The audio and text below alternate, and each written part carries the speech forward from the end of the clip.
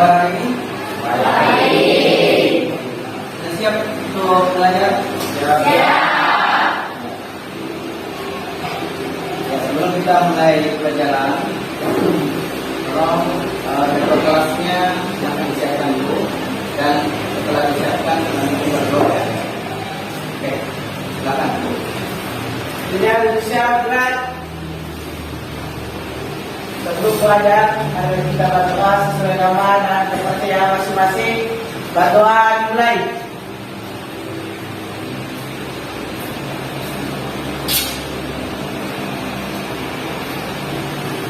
Selesai. Salam kepada Pak Guru. Assalamualaikum warahmatullahi wabarakatuh. Oke, sebelum mulai pelajaran, saya absen dulu. Ambil resep. Izin kemana ini teman-teman? Oh, ada acara keluarga. Sudah minta izin sama wali kelasnya? Oke. Kita lanjut. Ahmad Reni Andriani, Resti Dwi Putri, Sulham Alimba, Sika Salsabila. Oke. Jadi untuk hari ini kita akan mempelajari tentang gambar bentuk yang dimodifikasi. Nah, sebelum kita masuk ke dalam pelajaran hari ini, alangkah baiknya terlebih dahulu kalian menyiapkan buku paketnya, buku tulis, dan alat-alat tulisnya. Oke, silakan dipersiapkan. Sambil menyiapkan, saya akan tampilkan slide untuk pembelajaran kali ini. Ya, kompetensi dasar membuat karya seni rupa dua dimensi dengan memodifikasi objek. Ya. Jadi bagaimana caranya membuat sebuah karya? Tentunya dengan dimodifikasi. Nah,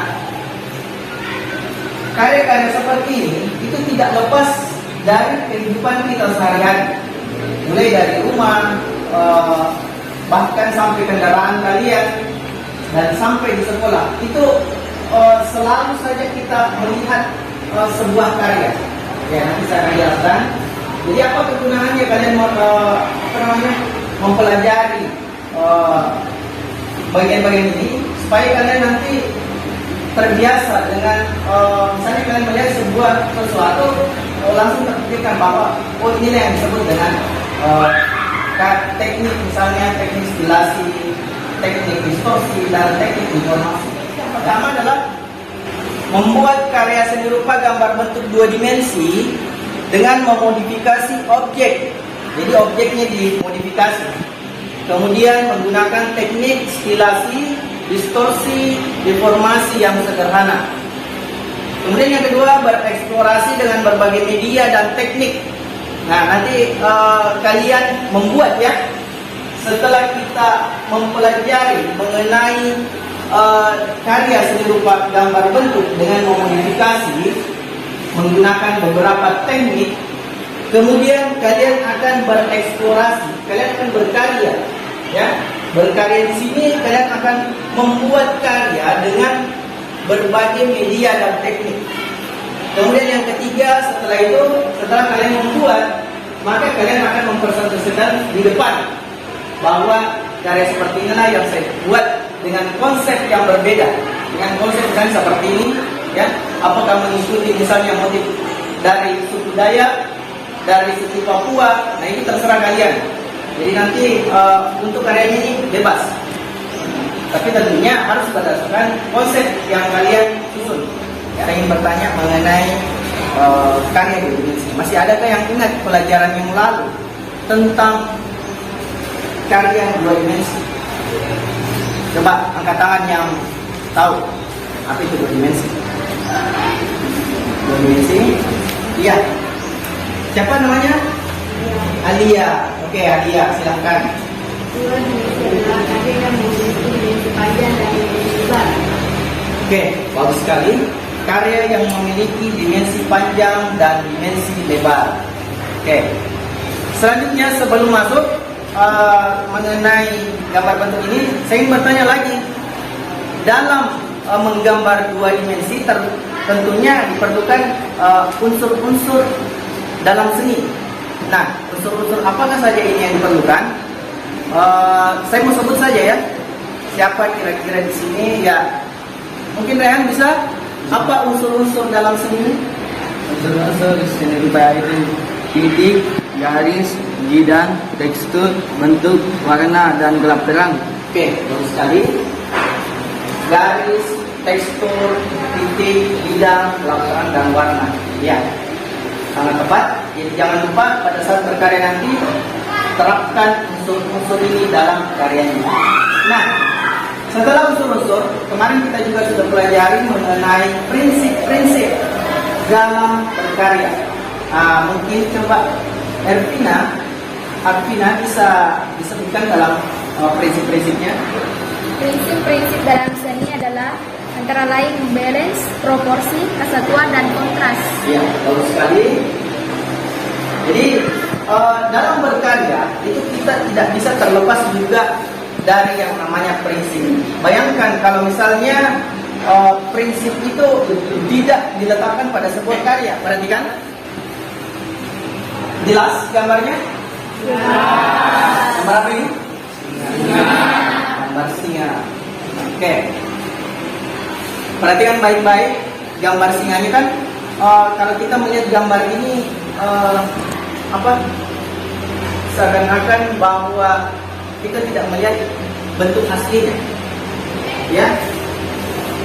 Tapi ada warna-warna yang diterapkan dalam bentuk ini. Oke, perhatikan. Nah, yang pertama teknik stilasi. Nah, teknik stilasi ini bisa dilihat dengan jelas adalah teknik mengubah bentuk asli atau biasa juga disebut dengan penggayaan. Jadi ada unsur-unsur yang digayakan dalam teknik stilasi. Jadi dapat dibuat bermacam-macam bentuk. Nah, di sini bisa dilihat ornamental atau biasa yang bersifat dekoratif, ya. Namun ciri khas bentuk aslinya itu masih terlihat, masih nampak. Jadi kita melakukan ice breaking sejenak setelah materi yang saya bahas. Sebelum saya lanjutkan kembali, karena saya melihat ada teman kalian yang mengantuk juga, jadi alangkah bagusnya kita fokus kembali. Apa tadi kata kuncinya?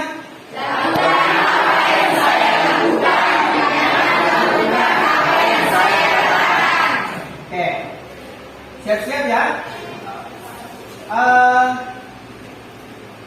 Pundak, pundak telinga,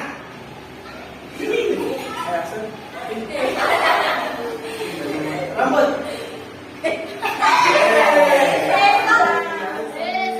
kalau saja daerah kita khususnya Sulawesi Selatan, masa tidak ada yang tidak tahu? Betul sekali.